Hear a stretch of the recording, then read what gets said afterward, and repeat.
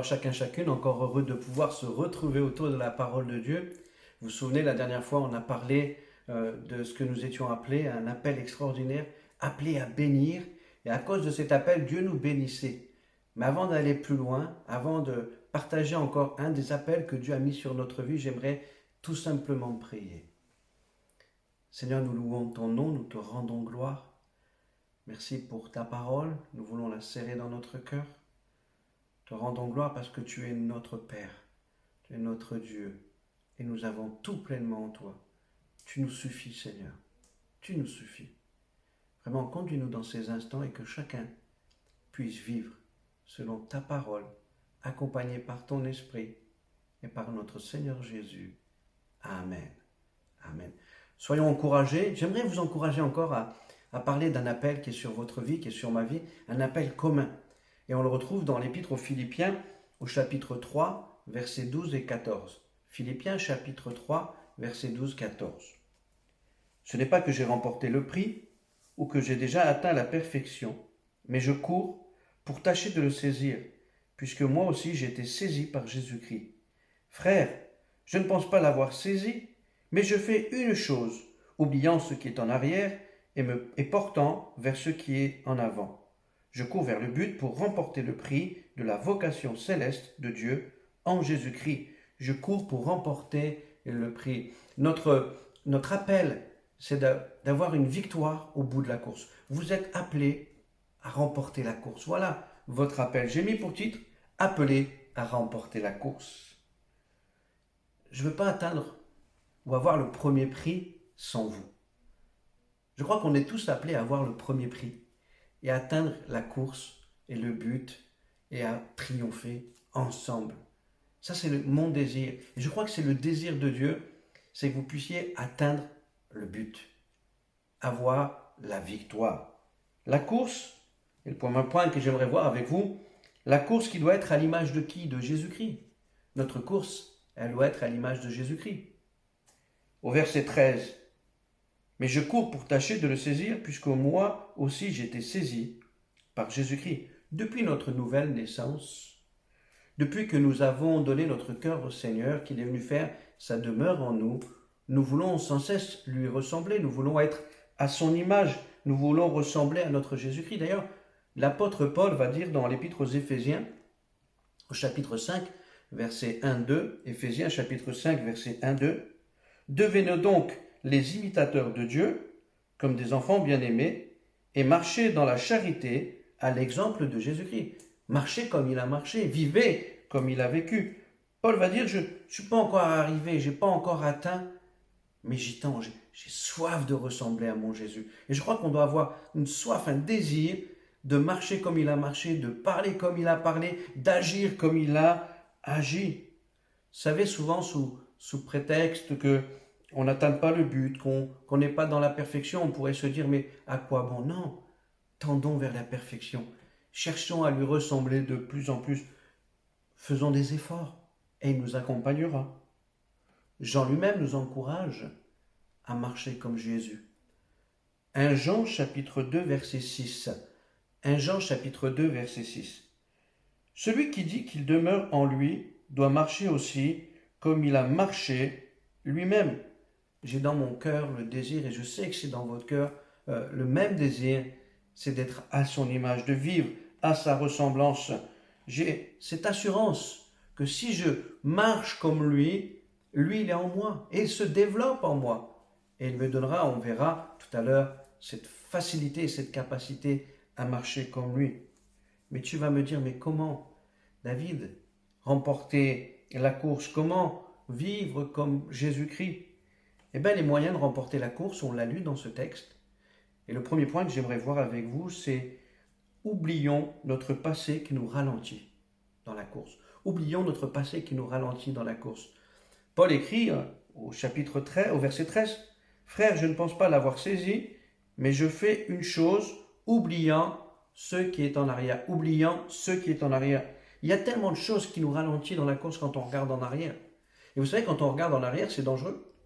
Parce qu'on ne voit pas même les obstacles devant nous. Et puis on ne prendrait peut-être pas la bonne direction. Alors nous, on ne veut pas regarder en arrière, on veut regarder de l'avant. Mais regardez-moi, Quand on regarde en arrière, qu'est-ce que ça veut dire pour nous? On regarde les blessures du passé. Nous avons tous été blessés. Nous avons tous eu notre lot de blessures, tous souffert ici ou là. Mais la Bible nous dit que Jésus est venu pour guérir les cœurs brisés. Quand Jésus est venu sur la terre des hommes, c'est pour guérir les cœurs brisés. Lui, il veut prendre ton passé de souffrance, ton passé de douleur, il veut tout effacer. La Bible nous dit dans 2 Thessaloniciens au chapitre 2, verset 16, 2 Thessaloniciens chapitre 2, verset 16, que notre Seigneur Jésus-Christ lui-même est Dieu notre Père, qui nous a aimés et qui nous a donné par sa grâce une consolation éternelle. Une consolation éternelle. C'est une consolation qui n'a pas de début, qui n'a pas de fin et qui sera agissante continuellement. Parce que vous avez déjà été blessé. Et dans votre course, croyez-moi, je ne suis pas prophète en le disant, mais on sera encore blessé. On aura encore notre lot de souffrance. Mais dans tout cela, on pourra encore compter sur la consolation de notre Jésus-Christ. Il nous a envoyé le consolateur. Il a dit, il est avantageux que je parte, je vous enverrai un autre moi-même. Et quand il a envoyé le consolateur, c'est afin d'agir en nous, pour nous. Et quand le consolateur agit et qu'il nous console, alors vous savez quoi? On ne ressasse pas. On ne se rappelle pas les blessures du passé. Bien au contraire, on va de l'avant. Le passé me fait penser aussi aux erreurs. Les erreurs du passé. Qui n'a jamais fait d'erreur? Qui n'a jamais fait d'erreur? Nous avons tous fait des mauvais choix. Tous. Dans le passé, on a tous eu l'occasion de chuter, de tomber, de mal agir, de mal faire. Mais la Bible nous dit dans 2 Corinthiens au chapitre 5, verset 17. 2 Corinthiens chapitre 5, verset 17. Les choses anciennes sont passées, voici toutes choses sont devenues nouvelles. Le passé est passé. Pourquoi ressasser? Pourquoi vivre dans ce passé d'erreurs? Vous savez, les erreurs, nous sommes comme le fils prodigue, nous les avons reconnues. Nous avons demandé pardon à Dieu, nous avons été pardonnés et nous avons même appris de ces erreurs. Nous ne refaisons pas les mêmes erreurs, alors laissons-les derrière. Il faut les laisser derrière. Le passé est passé. Voici toutes choses deviennent nouvelles. Tu ne peux pas rester sur les erreurs du passé. Tu ne peux pas. Je t'invite à regarder de l'avant. Le passé me fait penser aussi aux accusations, les accusations du passé. Le diable est l'accusateur, hein?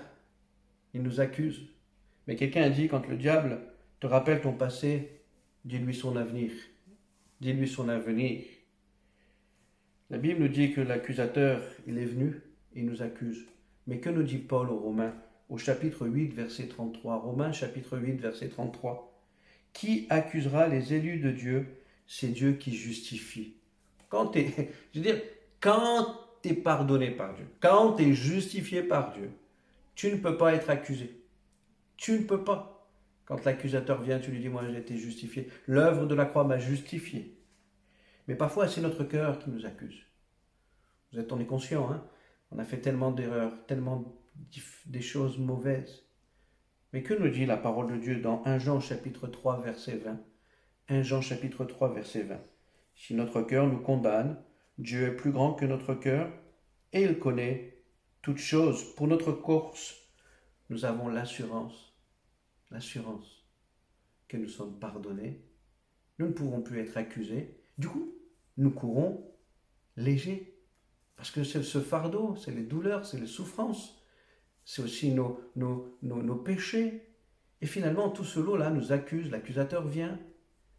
Et puis nous avons tout ça, et puis on a un poids sur notre vie, on a du mal à avancer dans la course. Mais par l'œuvre de Jésus-Christ, nous sommes libres, réellement libres. Comment réussir cette course? Notre point que j'aimerais voir avec vous, regardant les victoires à venir. Regardant les victoires à venir. Au verset 13, frères, je ne pense pas l'avoir saisi, mais je fais une chose, me portant vers ce qui est en avant, me portant vers ce qui est en avant. Nous avons les yeux de la foi. Je ne sais pas comment sont tes yeux, mais tu dois avoir les yeux de la foi qui nous conduit de victoire en victoire. Notre foi en Jésus-Christ nous donne de vivre de transformation en transformation.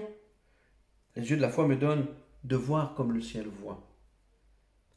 L'Épître aux Hébreux au chapitre 11, verset 1, Hébreux chapitre 11, verset 1. Or la foi est une ferme assurance des choses qu'on espère, une démonstration de celles qu'on ne voit pas. Dieu ne te voit pas simplement dans le passé, il ne te voit pas simplement dans le présent, mais il te voit dans l'éternité. Il te voit. Dieu te voit vainqueur. Il te voit déjà au ciel. Le ciel te voit déjà à la fin de la course, remportant le prix. Dans la foi, écoutez-moi, dans la foi, tu peux déjà voir tes victoires, des victoires, sur ce qui t'empêche de poursuivre ta course. C'est ça la foi. Par les yeux de la foi, regarde les belles transformations, accomplies dans son temps. Je vous encourage à entrer dans la présence de notre Père. Père Céleste qui va te montrer, c'est ça les yeux de la foi, le chemin, qui va te montrer le chemin qui conduit à la victoire. Les yeux de la foi. Les yeux de la foi, c'est aussi ces yeux qui vont vivre dans le surnaturel. Une parole de révélation qui va t'annoncer ici un combat, une lutte, alors tu te prépareras. Les yeux de la foi. Un jour, un homme a dit, Seigneur, je crois, mais viens au secours de mon incrédulité. Nous pouvons croire que nous sommes victorieux, mais à l'intérieur, nous doutons. Nous pouvons croire que nous allons atteindre la fin de la course, mais à l'intérieur, nous nous posons tellement de questions. Mais j'aimerais t'inviter, je m'invite, Seigneur, augmente ma foi. Augmente-la, afin de saisir les réalités spirituelles, les réalités surnaturelles que tu as pour moi et pour chacun d'entre nous. Je ne veux pas aller au ciel, avoir cette victoire sans aucun de vous. Au contraire, tout à chacun, nous sommes appelés à remporter la victoire. Avant, nous allions de défaite en défaite, de désillusion en désillusion. Mais avec Jésus-Christ et en Jésus-Christ, nous pouvons aller jusqu'au bout de la course. Nous atteindrons ensemble le but. Nous irons de victoire en victoire. Moi, je veux le croire. Les yeux de la foi ne s'arrêtent pas aujourd'hui, mais elles voient plus loin. Seigneur, ouvre mes yeux afin que je contemple ta gloire et les victoires à venir. Amen. Je pense aussi pour atteindre le but, pour vaincre dans cette compétition, il nous faut avoir des modèles dans la course. Les modèles dans la course. Philippiens au chapitre 3, verset 17. Philippiens chapitre 3, verset 17. Paul va dire, « Soyez tous mes imitateurs, frères, et portez les regards sur ceux qui marchent selon le modèle que vous avez en nous. » Nous sommes dans le même passage. Il dit, écoutez, moi je regarde pour atteindre le but, mais vous avez des modèles. Et je crois que pour réussir notre course, il nous faut des modèles. Si vous regardez les athlètes, les compétiteurs, ils ont des modèles. Ils sont capables d'analyser pendant des heures les gestes, la course, pour voir comment il met ses pieds, comment il met ses bras, et comment il met tout en marche pour réussir. Il regarde, il a des modèles. Et bien dans la foi, nous avons des modèles. Autour de nous, nous avons des modèles. Dans la Bible, nous avons des modèles. Nous avons de quoi suivre des gens qui ont réussi, des gens qui ont gagné, qui ont remporté la course. Avoir des modèles dans la course. Durant notre course, il nous faudra toujours des modèles. D'ailleurs, l'Épître aux Hébreux, chapitre 12, verset 1. Hébreux, chapitre 12, verset 1. Nous donc aussi, puisque nous sommes environnés d'une si grande nuée de témoins, rejetons tout fardeau et le péché qui nous enveloppe si facilement, et courons avec espérance dans la carrière qui nous est ouverte. Les témoins. Si tu veux réussir, regarde ceux qui ont réussi. Prends exemple. Voilà un principe pour réussir notre course, avoir des modèles dans la foi. C'est un principe. Mais cela me responsabilise quand je vois les autres réussir. Parce que si je ne réussis pas, ce n'est pas de la faute des autres. C'est moi qui n'aurais pas tout donné dans cette course. Mais en même temps, ça me responsabilise parce que moi-même, je dois être un modèle pour les autres. Et je crois que nous sommes une génération où nous voulons être des modèles de réussite pour que le plus grand nombre marche, court dans cette vocation et atteigne le but. Je suis souvent encouragé dans ma marche quand je vois des frères, des sœurs qui reflètent la personne de Jésus-Christ. Il nous arrive parfois, vous êtes d'accord avec moi, de dire « je vois en lui ou en elle un caractère, un trait de Christ, c'est tellement fort. » Ça vous est déjà arrivé, vous voyez quelqu'un avec une humilité extraordinaire, vous dites, waouh, on dirait Jésus. Des fois, dans le regard, quelqu'un vous parle et les regards remplis d'amour, des paroles remplies d'amour, je dis, mais je vois l'amour de Jésus-Christ. Ayons des modèles de réussite. Cherchons à regarder ceux qui réussissent. Et j'espère que chacun de nous nous reflétons en même temps Christ, l'image de Christ, au travers de nos vies. Mais pour atteindre la victoire finale, j'ai besoin de vous, nous avons besoin de chacun des uns des autres comme modèle. Nous avons besoin. Nous ne pouvons pas réussir sans les uns et les autres. Et c'est un point que j'aimerais voir avec vous pour réussir. C'est vivre dans l'unité, dans la course, vivre dans l'unité. Philippiens chapitre 3, verset 16, Paul va dire seulement, au point où nous sommes parvenus, marchons d'un même pas. Là aussi, c'est le contexte. Pour réussir la course, marchons d'un même pas. Marchons d'un même pas. Le Seigneur veut nous donner d'aller de victoire en victoire, mais ensemble. Ensemble. J'écris, la course groupée, vivant dans l'unité, nous donne d'atteindre le but. Le but. Nous avons la même doctrine dans la course. Il nous faut la même doctrine, les mêmes règles pour réussir. Si nous n'avons pas la même doctrine, alors chacun va avoir ses codes, chacun va vouloir dire moi je peux prendre de cette manière-là, moi au feu rouge j'arrête, et puis toi tu dis au feu rouge j'avance. Ça n'a pas de sens. Il nous faut la même doctrine. Si quelqu'un n'a pas la saine doctrine, le Seigneur nous parle d'une manière claire et on le retrouve dans 2 Jean chapitre 1er verset 10. 2 Jean chapitre 1er verset 10. Si quelqu'un vient à vous et n'apporte pas cette doctrine, ne le recevez pas dans votre maison et ne lui dites pas salut. Vous ne pouvez pas courir avec les gens qui n'ont pas la saine doctrine. Vous ne pouvez pas courir avec eux. Parce que c'est travers, c'est pas bon, c'est pas juste. Certains on disait il ne fallait pas qu'ils se marient, d'autres disaient il ne fallait pas qu'ils mangent de la viande, d'autres disaient qu'il n'y avait pas la résurrection des morts. Non, nous on a la saine doctrine. Et je crois que pour atteindre le but, on a besoin les uns et les autres de s'entourer de cette saine doctrine. D'ailleurs, le livre des Proverbes dit ne déplacez pas les bornes anciennes. Il y a des choses qu'on ne peut pas déplacer, même avec le temps, même avec les générations. Et je crois que notre course, nous la réussirons quand nous la réussirons en courant avec les mêmes principes. Pour courir dans cette course, le Seigneur nous a donné cette parole extraordinaire, la Bible. Dans 2 Timothée au chapitre 3, verset 16-17, 2 Timothée chapitre 3, verset 16-17, toute écriture est inspirée de Dieu et utile pour enseigner, pour convaincre, pour corriger, pour instruire dans la justice, afin que l'homme de Dieu soit accompli et propre à toutes bonnes œuvres. La parole de Dieu. Quand tu la respectes et tu la mets en pratique, tu es sûr d'atteindre le but. Elle t'encourage aussi. Elle n'est pas là simplement pour cadrer, mais elle est aussi remplie d'espérance, de promesses, de décrets. Elle est là pour toi. Alors je t'encourage à méditer la parole de Dieu et à chercher la saine doctrine et à l'appliquer dans ta vie.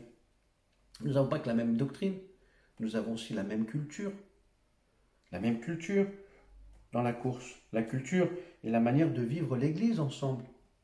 La culture, c'est ce qui en fait l'essence, c'est ce qui la dirige. Nous avons besoin de la culture. Je prends un exemple, l'amour. L'amour fait partie de notre culture d'Église normalement. Et quand nous avons tous l'amour les uns pour les autres, alors nous pouvons poursuivre la course les uns avec les autres. Si quelqu'un est à la traîne, on ne va pas dire non, moi je vais aller à fond, je vais le laisser derrière. Non, je vais ralentir, je vais aller le chercher, je vais l'amener pour qu'il soit avec moi dans la course. L'amour. Le pardon. La culture, on doit avoir la culture du pardon. Pour que rien ne nous arrête dans la course. Vous savez, si on apprend à se pardonner, à s'excuser les uns les autres, eh bien on va pouvoir courir tous libres. Le témoignage. Comment tu as réussi dans tes victoires, comment tu as pu voir la gloire de Dieu. Ça, c'est la culture. Et quand tu commences à témoigner et que tu amènes cette culture-là et que chacun, nous sommes témoins les uns, nous allons tout le temps nous encourager et nous ne nous arrêterons pas dans la course. Au contraire, lui, il a vécu ça, il a réussi. Dieu ne changera pas, il me donnera de réussir. La culture est notre manière de vivre l'Église les uns avec les autres. Si la culture est la même pour chacun de nous, alors nous allons vivre dans une unité incroyable. Incroyable.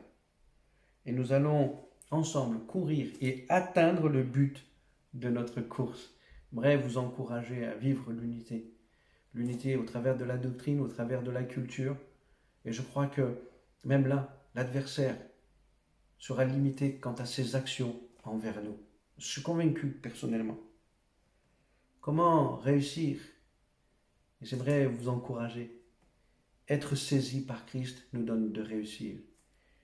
Au verset 12, on l'a lu, j'ai été saisi par Jésus-Christ. J'ai été saisi par Christ. Jésus nous a touchés dès le commencement. Vous savez, c'est lui qui nous a choisis. C'est lui qui nous a établis. Par nos propres forces, personne n'atteindrait la course. Personne n'atteindrait le but. Personne n'irait jusqu'au bout. Personne n'aurait de victoire en victoire. Mais parce qu'il nous a saisis, parce qu'il nous a touchés, parce qu'il nous a remplis, parce qu'il nous a bénis, on peut y arriver tous ensemble. Il nous a saisis pour nous sortir du péché. Amen. Il nous a saisis. Il nous a saisis pour nous mettre sur le rocher des siècles, le rocher inébranlable. Il nous a saisis. Il nous a saisis pour nous faire asseoir avec lui dans les lieux célestes. Waouh! Saisis par Jésus-Christ. Il nous a saisis en nous remplissant de son esprit. Mes frères et sœurs, je vous encourage. Si nous voulons aller de victoire en victoire, laissons-nous toucher à chaque instant, chaque jour, par notre Jésus. Ce n'est pas parce qu'il nous a saisis une fois que c'est bon. On a besoin tous les jours qu'il nous saisisse. On a besoin tous les jours qu'il nous touche. On a besoin tous les jours qu'il nous accompagne. D'ailleurs, il va dire, sans moi, vous ne pouvez rien faire. Seigneur, saisis-moi. Saisis-moi, je veux atteindre le but. Amen. D'ailleurs, que va dire l'apôtre Jean au chapitre 15, verset 5? Jean chapitre 15, verset 5. Et c'est Jésus qui parle. Je suis le cep, vous êtes les sarments. Celui qui demeure en moi et en qui je demeure porte beaucoup de fruits, car sans moi, vous ne pouvez rien faire. La victoire, vous savez, quand on va arriver, la victoire, elle n'appartient qu'à Christ. C'est pour ça que nous sommes assurés de la victoire, parce qu'il nous saisit. Vous savez, il ne nous lâchera pas. Quand Christ te saisit, c'est pour toujours. Pour toujours. Quand lui, il ne te lâchera pas. Nous pouvons le lâcher. Tu peux le lâcher, je peux le lâcher. Mais lui, il nous saisit et nous tient. Sa force, c'est son amour. C'est son amour. Soyez saisis par l'amour de Christ.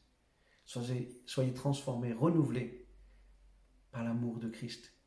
Et vous verrez des choses de grandes et de belles victoires. Vous savez, Jésus a été dur avec les religieux qui mettaient des fardeaux, qui mettaient des lois, qui mettaient tellement de choses sur les autres que eux ne vivaient pas.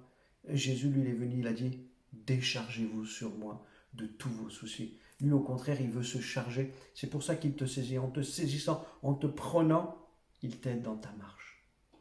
Alléluia. J'aimerais conclure. Le but de cette course, c'est le ciel. Alléluia. Le ciel. Au verset 14, je cours vers le but pour emporter le prix de la vocation céleste de Dieu en Jésus-Christ. À la fin de la course, il y a une victoire pour nous tous. Pour nous tous. Cette victoire, c'est le ciel. Paul va dire à Timothée dans la deuxième, 2 Timothée chapitre 4, versets 7 à 8. 2 Timothée chapitre 4, versets 7 à 8. J'ai combattu le bon combat. J'ai achevé la course. J'ai gardé la foi. Désormais, la couronne de justice m'est réservée. Le Seigneur, le juste juge, me la donnera dans ce jour-là. Et non seulement à moi, mais encore à tous ceux qui ont aimé son avènement. Nous avons, écoutez-moi, pour espérance, pour but, à la fin de cette course, le ciel et ses récompenses. Le ciel et ses récompenses. Le ciel et ses récompenses. Tu as à la fin de cette course, c'est vrai que parfois elle est difficile, parfois c'est compliqué, mais parfois aussi, vous êtes d'accord, dans cette course, il y a des joies extraordinaires. Mais toutes les joies qu'on peut avoir sur la terre ne seront égalées le ciel quand on arrivera enfin au jour des noces de l'agneau. Chacun d'entre nous sur ça, avec le roi des rois, avec le Seigneur des seigneurs, quand on sera avec lui, et là on le verra face à face, ce ne sera plus la foi. Tu verras ton Jésus, je verrai mon Jésus, on sera avec lui pour toujours et pour la gloire. Mes frères et sœurs, quelle belle victoire qui nous attend. J'aime lire Jean dans l'Apocalypse. Jean, il écrit des choses extraordinaires, il reçoit des visions, les anges viennent lui parler, c'est juste merveilleux. Et quand on lit Apocalypse chapitre 2 et Apocalypse chapitre 3, on voit qu'il y a des récompenses, on voit qu'il y a des grâces qui sont données à ceux qui vont avoir la victoire, à ceux qui vont atteindre le but, à ceux qui vont réussir la course. Moi, je vais lire avec vous au chapitre 3, verset 21. Mais vous, faites la lecture des autres, appropriez-vous ces belles victoires, ces belles récompenses, et vous les verrez s'accomplir. Apocalypse chapitre 3, verset 21. Celui qui vaincra, je le ferai asseoir avec moi sur mon trône, comme moi j'ai vaincu et je me suis assis avec mon Père sur son trône. En fait, il nous parle d'une unité extraordinaire pour régner. Mais aussi, il te dit, au bout de ta course, je t'attends. Tu ne seras plus jamais séparé de moi. Tu seras tous les jours avec moi pour l'éternité, ensemble. Vraiment, ça m'encourage parce que je sais qu'au bout de la course, je verrai mon Jésus face à face, tel qu'il est. Bien plus, je serai avec lui, assis près de lui. Amen. Nous prions ensemble. Seigneur, je bénis ton nom et je te rends gloire. Tu nous rappelles qu'il y a des promesses dans nos vies. En même temps, il y a des appels. Oui, tu nous as appelés à bénir, à être en bénédiction. Et la promesse, c'est que toi-même, tu nous bénis. Toi-même, tu es en bénédiction pour nous-mêmes. Tu nous appelles aussi à remporter la course. C'est un appel qui est sur nos vies, chacune de nos vies. Seigneur, j'ai tellement soif de remporter la course, d'atteindre le but et de me retrouver au ciel avec toi, près de toi. Seigneur, merci. C'est vrai que parfois dans la course, on est fatigué, parfois on est chargé, parfois on n'en peut plus. Mais ce soir, tu me rappelles, tu nous rappelles que la victoire, tu nous l'as acquise en Jésus-Christ. Oui, Seigneur, tu nous saisis encore. Saisis mon frère, saisis ma sœur maintenant. Donne-lui à nouveau ce souffle d'aller plus loin, de marcher et de courir dans la carrière que tu as pour lui. Seigneur, nous bénissons, te bénissons et nous te rendons gloire parce que la victoire, elle est en toi. Seigneur, on a tellement besoin des uns des autres. On a bellement besoin de regarder devant et non en arrière. Oui, Seigneur, augmente notre foi. Te bénissons et te rendons gloire. Amen. Amen. Soyez richement bénis. Que le Seigneur vous accorde toutes ses grâces. Je vous dis à bientôt.